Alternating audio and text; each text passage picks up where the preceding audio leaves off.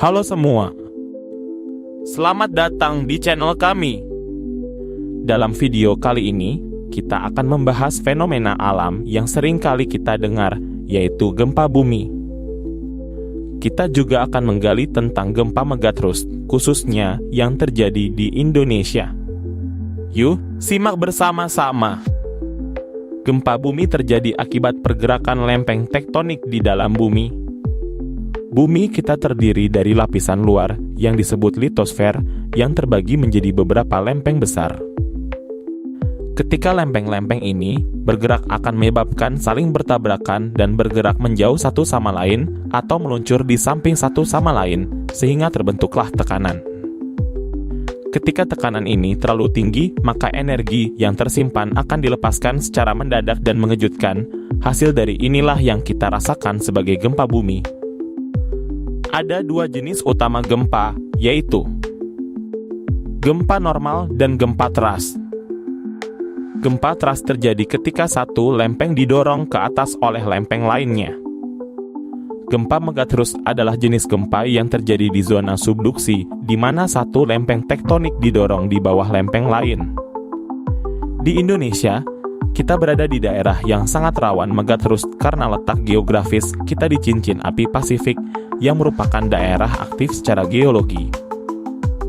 Gempa megatrust biasanya memiliki magnitudo yang sangat tinggi, seringkali lebih dari 7.0 pada skala Richter, dan dapat menyebabkan kerusakan yang luas serta memicu tsunami. Indonesia adalah salah satu negara yang paling rentan terhadap gempa megatrust. Hal ini disebabkan oleh pertemuan beberapa lempeng tektonik, seperti lempeng Indo-Australia, lempeng Eurasia, dan lempeng Pasifik. Pulau dan daerah yang terancam oleh gempa megatrust di Indonesia adalah Pulau Sumatera, terutama di sepanjang garis zona subduksi di barat Pulau Sumatera.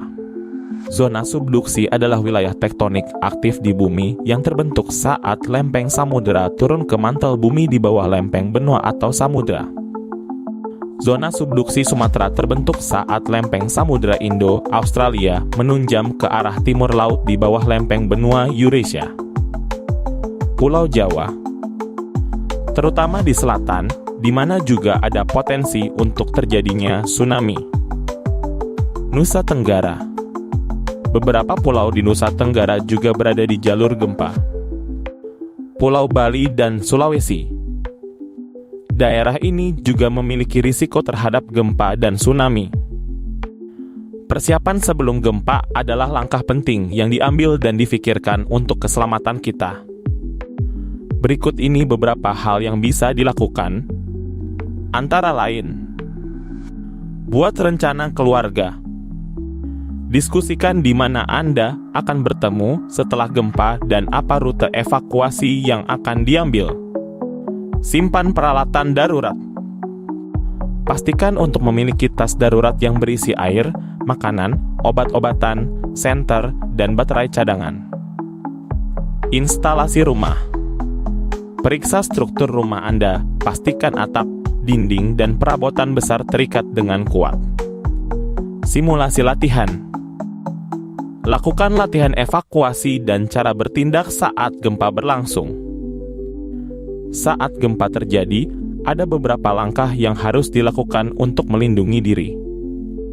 Hal ini mungkin bisa diingat dan dipraktekkan. Berlindung di bawah meja. Jika Anda berada di dalam gedung, segera berlindung di bawah meja atau perabot yang kokoh untuk melindungi diri dari benda jatuh. Jauhkan diri dari jendela. Hindari berada dekat jendela, kaca dapat pecah dan melukai Anda. Jika di luar ruangan, carilah tempat terbuka yang jauh dari bangunan, pohon, atau benda yang bisa jatuh. Jika mengemudikan mobil, berhenti di tempat yang aman, tetap di dalam mobil, dan hindari berhenti di bawah jembatan atau pohon.